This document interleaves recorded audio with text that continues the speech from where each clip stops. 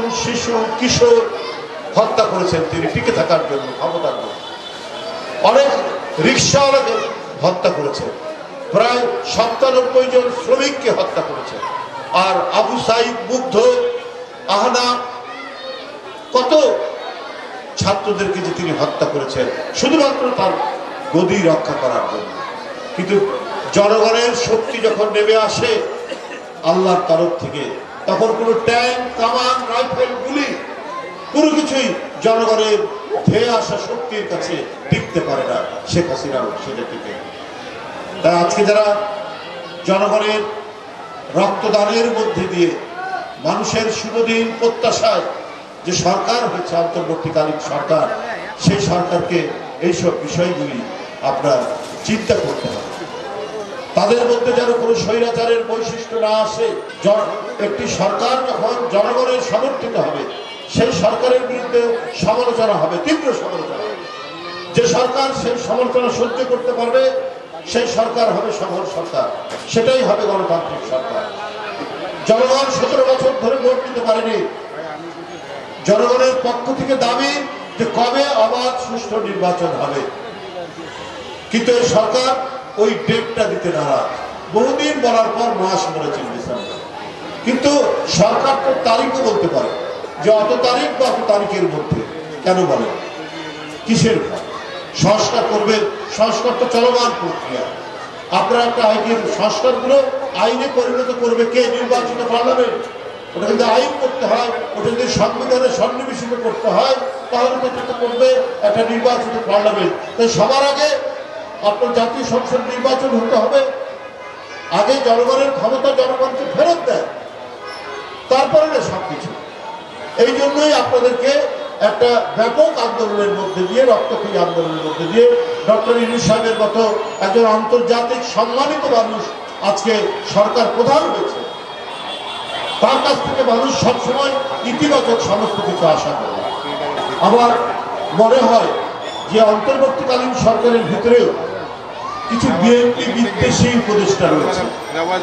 বিএনপির কারো নাম বা বিএনপি যদি কারোর জন্য সুপারিশ করে তাহলে ওনারা খুব বিব্রত এবং ঈর্ষান্বিত হয়ে সেটাকে তারা বাইপাস করার চেষ্টা করে। বিএনপি গণতন্ত্র 16 বছর ধরে এমন লড়াই করেছে, তাদের এমপি, তাদের ছাত্র, তাদের যুবক এরা নিরুদ্দেশ হয়ে গেছে। শত শত নেতা কর্মী গুম হয়ে গেছে। এই গণতন্ত্রের লড়াইয়ের চ্যাম্পিয়নের পতাকা যিনি নিজের নির্যাতন সহ্য করে যিনি অগ্রগামী করেছেন, তিনি তো দেশের নেত্রী বেগম খালেদা জিয়া। একটা ভাঙা দেওয়াল ঘেরা একটা জেলখানার মধ্যে অসুস্থ নেত্রীকে বন্দী করে রেখে তাকে যেভাবে নিপীড়ন করেছেন শেখ হাসিনা, তারপরেও গণতন্ত্রের প্রশ্নে, অবাধ সুষ্ঠু নির্বাচনের জন্য, মানুষের নাগরিক স্বাধীনতার জন্য, আপনার ন্যায় বিচার প্রতিষ্ঠার জন্য, মানবিক সাম্যের জন্য তিনি লড়াই করেছেন। এতটুকু বিকৃত হন, তার অবদান সবচেয়ে বেশি। আর সেই বিএনপির কথা শুনলে পরে অন্তর্বর্তীকালীন সরকারের কোনো উপদেষ্টারা গোস্বা হন যে না, এরা বিএনপির লোক, এরা ইয়ে করে, এটা ইয়ে করা যাবে। কিন্তু আজকে আমাদের অনেকের রক্তের বিনিময়ে তো আপনারা ক্ষমতা। আজকে আমরা যদি সমালোচনা করি, আজকে একজন ভদ্র মহিলা ব্যাংকে চাকরি করে এবং বড় অফিসার নিজেই বলছেন যে আমি বেতন পাই 6 ডিজিটের বেশি, মানে লাখ টাকার বেশি, কিন্তু তিনি বাজারে এসে বলছে আমি লেবু না কিনেই ফেরত যাচ্ছি। যে লাখ টাকার উপরে বেতন পান তিনি লেবু কিনতে পারছেন না, যে লেবু হচ্ছে আপনার এই রমজান মাসে অত্যন্ত অপরিহার্য একটি কৃষি পণ্য, তার সামর্থ্যের মধ্যে কুলাচ্ছে না। আমি আজকেই আস্তে আস্তে একটি গণমাধ্যমে দেখছিলাম। তো এই জন্য সমালোচনা করা যাবে না, এই জন্য আপনাদের বিরুদ্ধে কথা বলা যাবে না। আপনাদের তো প্রথম দায়িত্ব ছিল সিন্ডিকেট ভাঙা। 2টা সিন্ডিকেট, একটা হচ্ছে মানুষের খাবার নিয়ে, মানুষের আহার নিয়ে, মানুষের খাদ্য নিয়ে যে সিন্ডিকেট করেছে, এরা সব আওয়ামী দোসরদের শেখ হাসিনার লোক। এরা আজকে গ্রেপ্তার হয় না কেন? যে আপনার সিন্ডিকেট কেন ভাবতে পারছে না আপনার আইন শৃঙ্খলা বাহিনী। তারা কি করছে?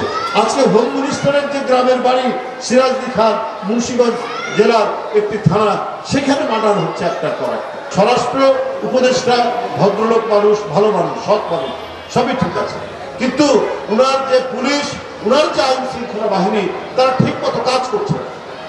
ওই দোষরদের কাছে তো টাকা আছে, আওয়ামী লীগের যারা লোকরা, তারা সমাজের মধ্যে অশান্তি, স্থিতিশীলতা এটা বিনষ্ট করার জন্য নানাভাবে কাজ করবে। এই যে আমিনুল বলেছে মব কালচার, মব জাস্টিস, কেন? আজকে যদি আইনের শাসন নিশ্চিত থাকতো, তাহলে কে চোর কে ডাকাত এটা তো নির্ভর করবে আইনি প্রক্রিয়া। এর জন্য তো আছে আদালত, পুলিশ গ্রেপ্তার করবে, আদালত বিচার করবে। মানুষ তো নিজের হাতে আইন নেবে কেন? যদি আইনের শাসন কায়েম করা যেত, তাহলে এই মব জাস্টিস, এই মব কালচারের তৈরি হতো না। মসজিদের মাইকে আজান দিয়ে বলেছে ডাকাত করেছে, চারিদিক থেকে গ্রামবাসী ছুটে এসে কয়েকজন লোক মারা গেছে। এটা তো একটা ভয়ঙ্কর দৃষ্টান্ত, একটা ভয়ঙ্কর পরিবেশ তৈরি হচ্ছে। এইটা তো সরকারের দেখা উচিত। এই সরকার শুধুমাত্র ভেতর থেকে কয়েকজন উপদেষ্টা, তারা শুধু এমন পরামর্শ দেয়, কি পরামর্শ দেন ডক্টর ইউনূস সাহেবকে আমরা জানি না। ডক্টর ইউনূস সাহেবকে ভালো পরামর্শ দিলে পরে আজকে পুলিশের যে কর্তৃত্ব, তারা ফিল্ড লেভেলে কেন তারা সেটা প্রয়োগ করতে পারছে না? কেন চুরি ডাকাতি বাড়ছে? কেন ছিনতাই বাড়ছে? কেন হত্যা হচ্ছে? আর এই সরকারকে তো সমস্ত রাজনৈতিক দল সমর্থন দিয়েছে, তো তাদের তো কোনো ভয় নেই। বিএনপির পক্ষ থেকে পল্লবী থানা তারা যে ইফতারের আয়োজন করেছে,